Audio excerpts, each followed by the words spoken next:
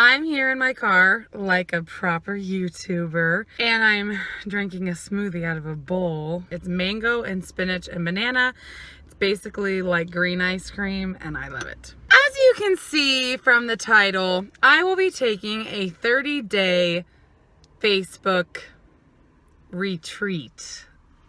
I just decided that that's what I'm going to call it. I'm going to be taking a 30-day Facebook feed retreat. I'm calling it a Facebook feed retreat because I'm not going to delete my Facebook. And whenever I upload a video, I'm still going to post that video on my page. And when I post something to Instagram, I'll probably still link that to my Facebook. My particular Facebook is still going to have a lot of traction on it technically, but I will not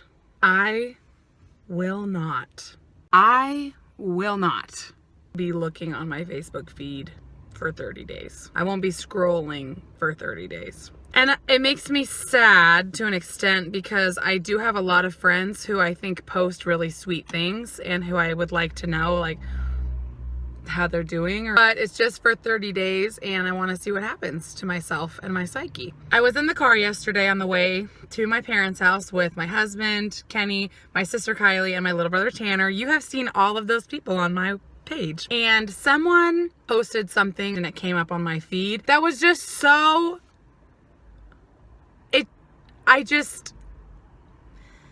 I can't even describe how infuriated I was and how just ugly. It was so ugly. I couldn't believe how ugly it was. And then my sister Kylie she deleted her Facebook. Like, she has been gone from Facebook for a long time.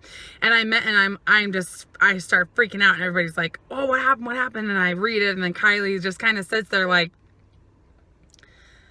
literally any mention of Facebook just makes me like nauseous. Like, it's so pointless. It's so stupid. And now that I'm not on Facebook, my life is so much better. I was like, well, I want my life to be so much better.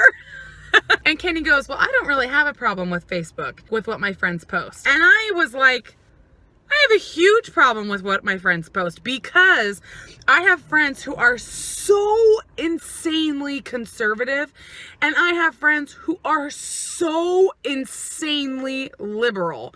And I sit there and I read both and I'm just like,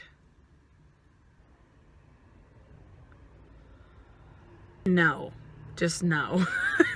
No to both. No to everybody. And so I asked Kenny, I said, are you just a cool person who's calm and I'm just kind of emotional? Like, why don't you get so freaked out by what people post? And he goes, I'm very, very selective of who I'm friends with on Facebook. And I was like, oh, duh. That seemed kind of stupid of me. So then I went on granted, so many people post these posts on Facebook that say like, I will not delete or unfriend a friend of mine just because their political view is different from mine. And at first I was like, that is a good post. I totally agree. I never shared a post like that, but I would like it if somebody else posted it. But then the other day I was like, it's not about political views.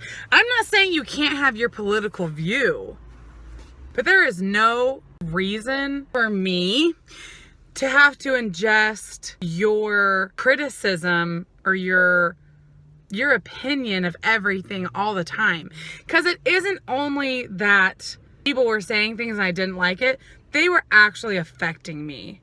And they were affecting me for a lot of reasons, but one of the biggest reasons why they were affecting me, and this is my problem, which is why I'm taking the cleanse. My problem is I don't say anything. When I read a post I disagree with, I just keep scrolling.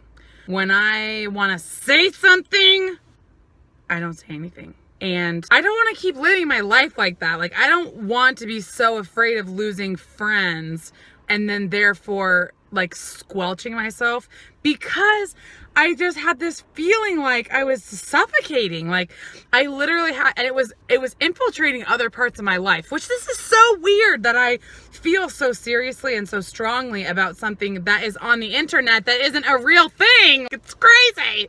It's crazy to me. And that's why I'm taking a 30-day retreat, a 30-day cleanse, because I'm not saying I want it to be gone forever.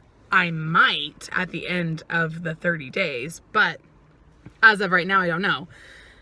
But I've got to do it, and I've got to do it for a substantial chunk of time because it really is affecting my life.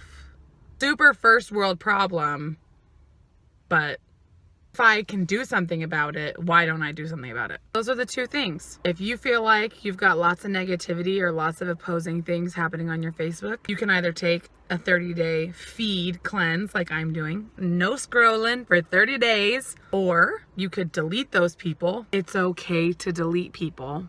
It doesn't make you rude. It doesn't make you a bad person. It doesn't make you intolerant. It's you putting your needs first, which you gotta do that. Or if you didn't want to completely unfriend them, you could just unfollow them. And that way, if you did want to catch up with them or talk to them or contact them, you're still friends, but they don't come up on your feed. Those seem like some pretty good options. I both unfriended some people who I was like not even really friends with, and then unfollowed people who I am really good friends with, but who post things that make me shake my head.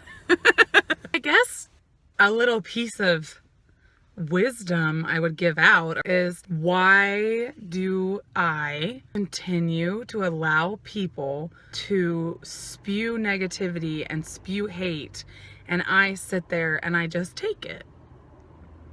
Why do I do that? Why do you do that? There is a huge difference between you having a relationship with somebody and they're having a bad day, or they simply have an opinion that you don't agree with, and then the two of you kind of have to work it out.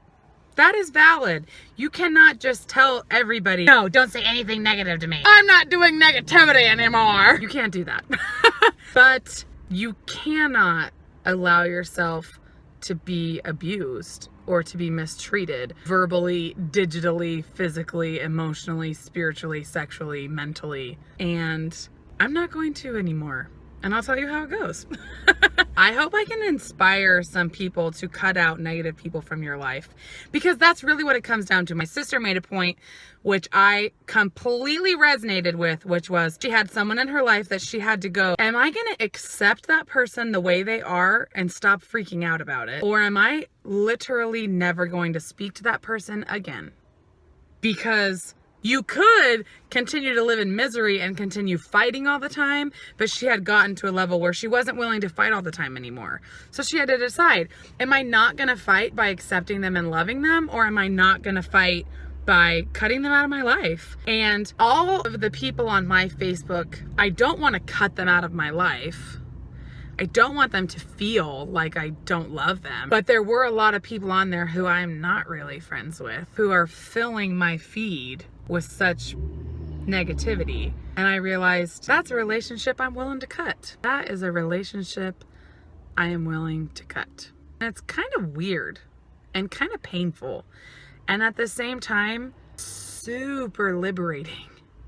This process of cutting people out or having to close relationships that are no longer healthy or no longer serve us is sometimes called cord cutting. And I'm really interested in this topic, and I'm very interested in spiritual principles and topics and personal motivation, like I've said in other videos. So if you'd like to see more motivational videos or more relationship videos, or me giving my insight on things, or what I'm going through or what I'm learning, comment down below. If there's any particular thing that you'd like to talk about, just give this video a like and I'll know that that's the direction we want to go in. Thank you.